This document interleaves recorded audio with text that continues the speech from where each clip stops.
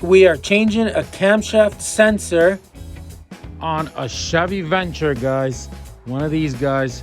There are also a couple different other cars with the same engine. Very easy, quick fix. So this is what it looks like. The car seems to sometimes runs good, sometimes it seems like it's only running on 5 cylinders. That's kind of the symptom of it. Okay, so let's get into this video, guys, and trust me, you have found the right video. It will be straightforward and I will show you everything quick. Okay, so first thing first, see, there it is right here. This is the plug for it. See, it just runs down there. And the problem is you do have to remove your power steering pump here, and then you can get to it. So the first thing we're gonna do is grab a ratchet, and right inside of there, you're gonna take your ratchet, right? And you have to put it on this belt tensioner here. So you put it on like so. See, like so, there's a little hole for it, right? And then you pull on it.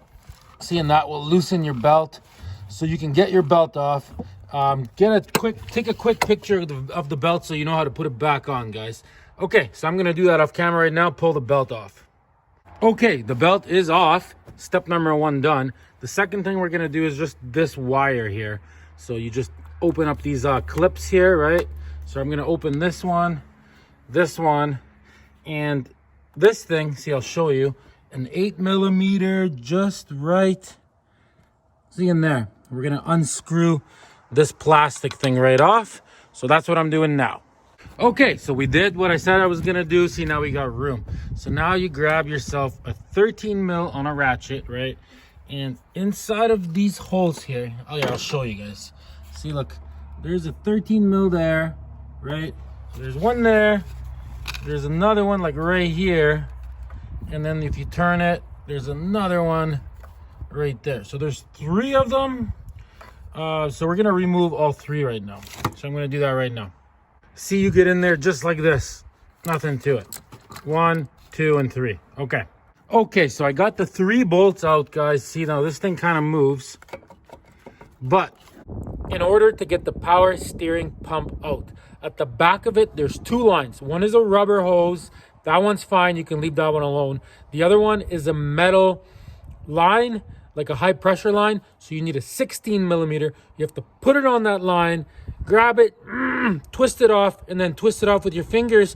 You have to take off that line in order to get the power steering pump out. It can't be done without it. So right at the back of it, see, there it is, right there, that one there. So you put a 16 on it and you just pull up on that and it will come off, guys. There's pretty good access to it.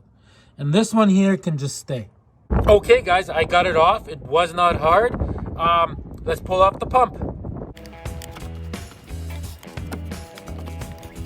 There, was that easy? It was not, but I got it. So as you can see, it can be done. I'll show you guys the little tiny space to the camshaft positioning sensor. So there it is, right there, see? So what you wanna do before you start taking this out, get a screwdriver, clean this all around best you can, because when you pull it out, you don't want crap falling in there. Get your shop vac out or vacuum cleaner, suck up all the dust and stuff. So I'm gonna do that off camera, clean it really, really good. And then we're gonna unbolt this. I think it's 10mm, maybe an 8mm. I'll let you know in a sec. All right, so everything is going super smoothly. See how nice and clean that is? That's how you want it. I vacuumed it best I can. Okay, so then you grab yourself just a couple extensions. It is an 8mm. And all right, let's unscrew this. Hopefully this bolt doesn't break. That would suck. Oh yeah, no problems there. Okay, I got the screw out, guys. This thing is ready to come out. I have heard of people having a hard time getting these out. So anyways, I'm just gonna pull mine by these wires and try to get it out. You know, maybe you could try prying it with a screwdriver. If you get screwed and you cannot get it out no matter what you can do is you grab yourself a really long deck screw like this, but even longer, and you can literally screw it right into the sensor and pull it out that way. Okay, I'm gonna pull this out just by pulling on it. Maybe I'll grab a little screwdriver and try to pry it up a little bit. Okay, I pulled on the wires, it came right out, and yes, these wires are definitely having some issues here, see? So for sure it's this thing. There's actually like exposed wires. Anyway, so now you're gonna get a paper towel. You're gonna clean that best you can.